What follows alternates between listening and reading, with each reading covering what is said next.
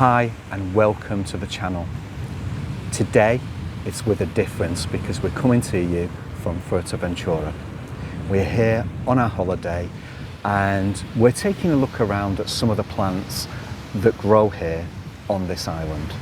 We hope that you enjoy this video as much as we have enjoyed creating it.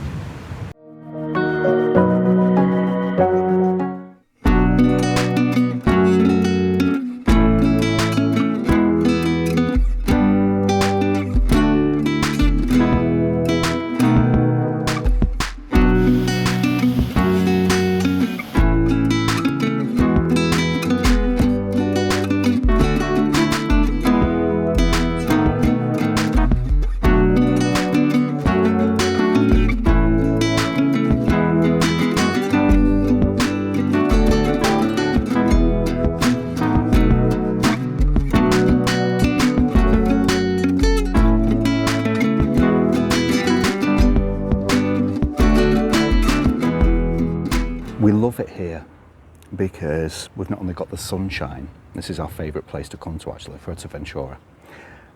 We have so many different varieties of plants and it's just wonderful to be amongst something that's very different to our own plants.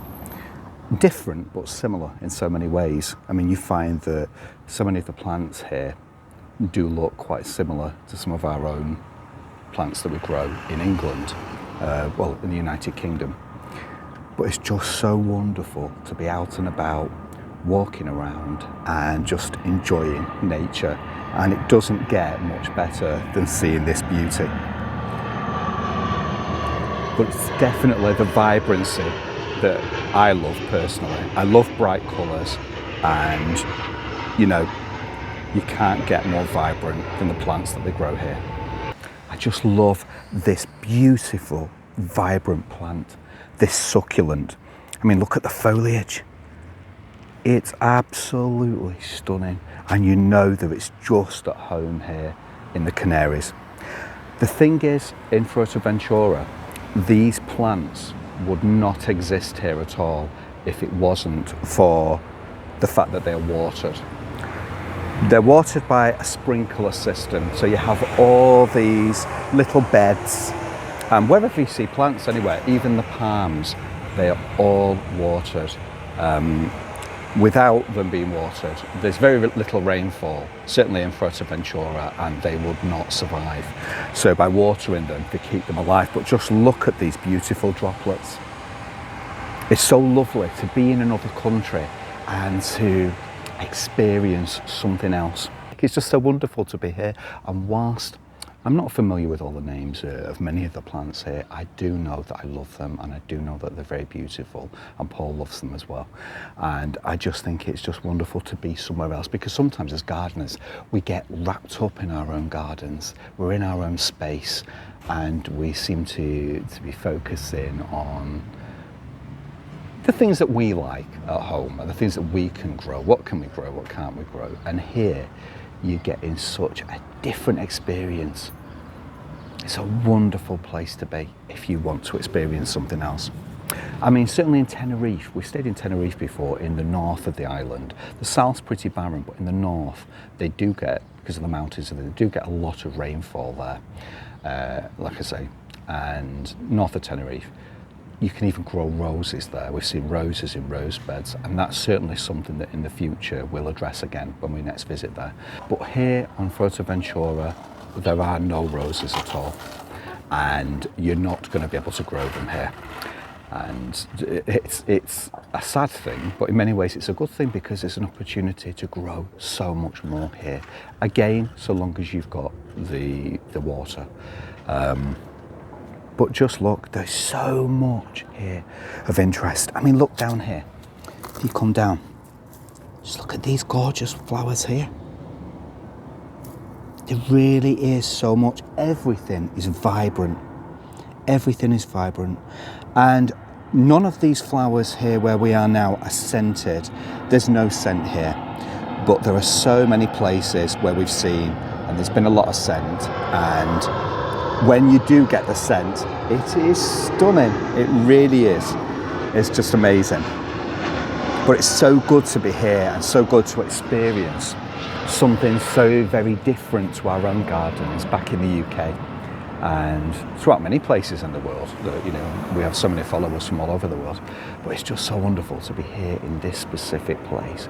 I mean, Paul and I were having a nice relaxing time, but at the same time we're trying to see as many plants as possible. And it's not about knowing the names, or even in many cases, you know, we'll learn a few of the names. It's not about learning names, it's about experiencing the beauty and just looking at what can grow here and how it responds to its environment, and more importantly for me, the colour of the flowers. One thing that you do not see much of on Fuerteventura is grass, and yet here you could be fooled into thinking that it's something that you naturally see all the time. It looks so healthy, so lush, but it's not. Do not be confused. What they've got here is a water system, so there's a sprinkler system, and in the corners you can see just these little tiny black plastic heads, and they water the ground and keep the grass growing, because without that water this grass would fade away and literally die, so it wouldn't be here. But just looking at this, it's wonderful. And I've noticed this time that we're here, because we've not been here for quite a few years now, it's nearly 7 years since our last visit, there's much more grass, and certainly around the built up areas and near the hotels and apartments you see a lot of this grass, and it just looks so lovely to see it. But without the sprinklers this grass would not be able to grow at all. But it's just so lovely when you see it like this. I know it's not the most immaculately kept lawn, but it's grass, and it's here, and it's growing in Fuerteventura. And we've got so many planes here coming over as well.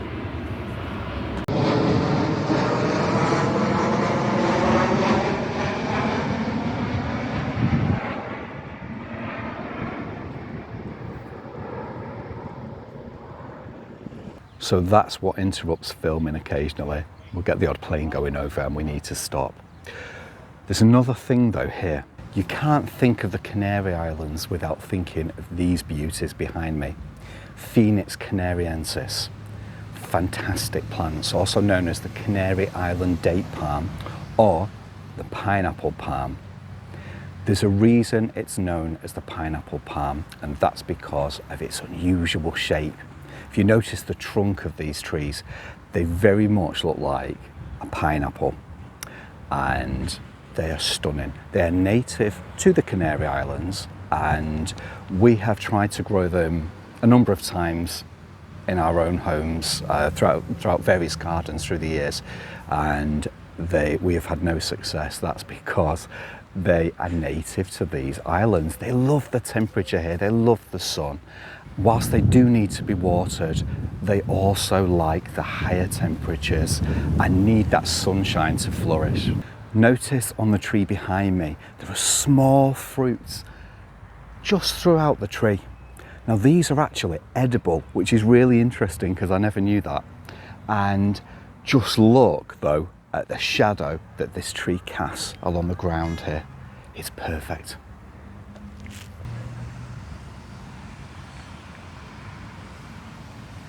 Just look at this beauty, this gorgeous succulent, and look at the lovely orange daisy-like flowers as well. This is one that I certainly wish we could grow in our own garden. It's not something that you would be able to have outside because of our much colder temperatures. I'm not sure how it would fare in a greenhouse. I'm really not sure about things like that. But just look at the vibrant colours.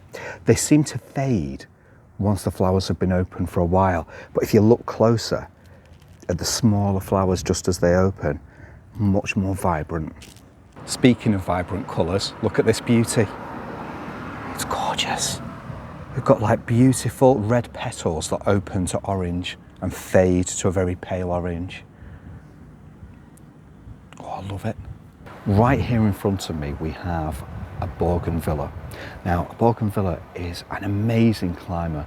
It's native to South America and it has or comes in, I should say, a variety of rainbow colours. The flowers are actually inside here, and they are a stunning white flower, and these are simply the leaves. So it's quite deceiving. You automatically look from a distance and you could be fooled into thinking, oh, aren't they lovely flowers? But these are just coloured leaves. Another thing about this climber as well is it's very, very thorny. So if you were gardening here or taking care of these plants in any way, you would need to be really careful, because the thorns are absolutely huge and they would certainly cut you to ribbons. But no, it's lovely, and it's just a mass of colour. Like I say, a variety of rainbow colours, so you could get reds, pinks, whites, yellow, so many different colours. And it's just lovely and a pleasure to walk along this street and just to see this marvellous plant. There are lots of palm-lined streets just like this one. And to be honest, this is my favourite street that I've seen here so far. I love it. I love these palms. They're tall, they're slim, just the way I like them. I could stand here all day admiring them.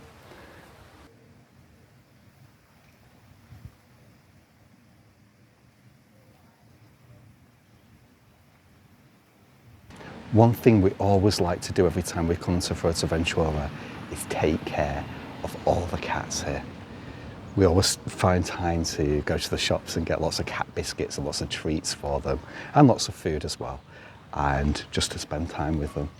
Just look at these palms here on the beach, right here in the sand, close to the water, yet look how they are able to stay alive. Without this pipe that you see running along with these small water outlets, they wouldn't last. They wouldn't be able to survive. And that's the beauty of this place. You can have palm trees on the beach. You just need to make sure they've got a water supply. There are some plants, however, that do thrive in these conditions. Right here in the sand dunes here on the beach, you've got these beautiful flowers. Succulent again, but look how they're growing in the sand. And if you look behind me here, just look at that sea of green. It just shows that there are so many things that can grow here. One of my personal favourites is this stunning carpet succulent. It just looks so lovely in this beautiful red. It creates such a lovely effect on this piece of ground here.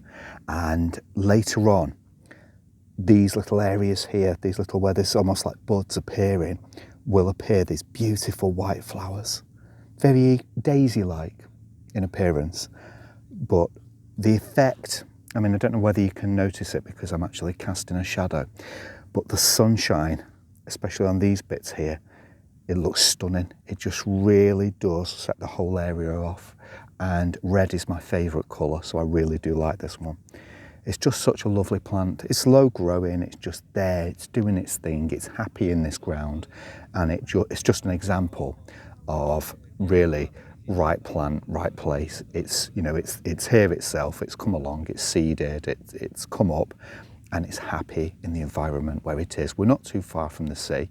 There's like a little walkway along there, and then behind we've got the beach and the sea. So there's also a little bridge to my left here, which means that at some stage when the tide is quite high, this will be prone to flooding at times, maybe certain times during the year, maybe only a few times, but at some stage there has been water here, and these plants are able to hold on to that moisture for the rest of the time here. But they do look beautiful. I just love it. Behind me we have some amazing specimens, these beautiful cacti known as Stepmother's cushion. I'm not too sure what they're trying to say about stepmothers here, because these are very, very prickly. Just look at the thorns on them. They look so beautiful. They're native to Mexico, so that's where they originate from.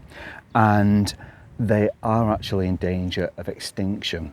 And here on Fuerteventura, you see them around a lot, which I think is fantastic, because while they're growing here, they're safe, and you know we're able to see them for generations to come. But they're so beautiful, but very, very prickly, and you wouldn't want to be doing a spot of gardening and accidentally fall on one of these, because you will be digging those thorns out from now till doomsday. Now look at these stunning aloe plants behind us. These are magnificent. Also, they're Paul's favourite as well.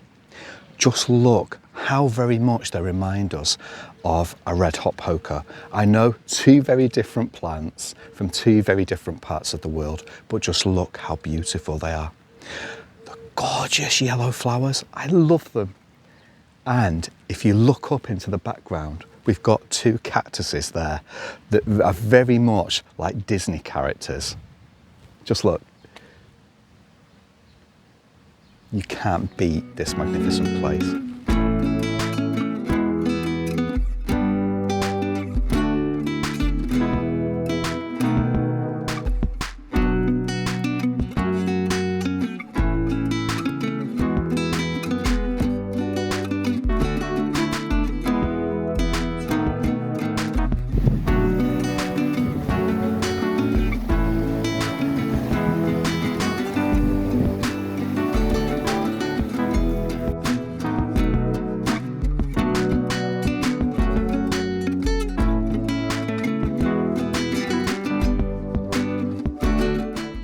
Here in front of this remarkable plant. Now you could easily mistake this as a cactus, but it's not. It's Euphorbia canariensis, and it's the Canary Island Spurge, or Euphorbia. It really is a stunning plant, and towards the top here, on each of these beautiful stems, we have the reddish green flowers that form. You can see that these ones have already flowered and began to, well, that they've gone completely, but the flowers are so beautiful when they're out. This really is a beautiful euphorbia. Behind me on the traffic island here, we have a Dracaena draco, or the dragon tree, or the Drago tree as it's known. And this is a native to the Canary Islands, and it's found in other subtropical areas throughout the world as well. But it's such a gorgeous tree. In the first 10 to 15 years of its life, this tree grows a single stem. Flowers then begin to appear on top. From the flowers, once they die back, branches will grow. Then, in around another 15 years' time, it will flower again. More branches will appear and interlock, and what happens is we then end up with an umbrella effect that you see behind me, which really is stunning. It's so beautiful, but this tree takes a long time to grow and to develop into what you see right there. The oldest tree on the Canary Islands of this variety is located in Tenerife, and it's thought to be between 800 and 1,000 years old. Can you imagine that? That is one very old tree. And to the ancient inhabitants of the Canary Islands, it has very special meaning. It was a very spiritual tree, and you can see why.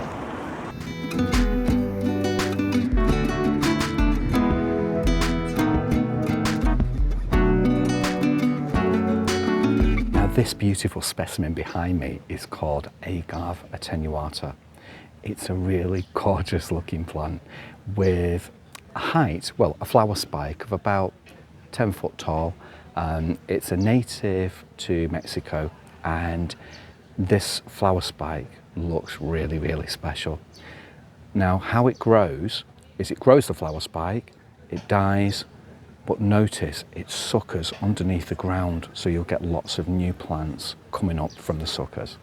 The flower spike has a natural curve to it, and it provides us with a really bold architectural statement.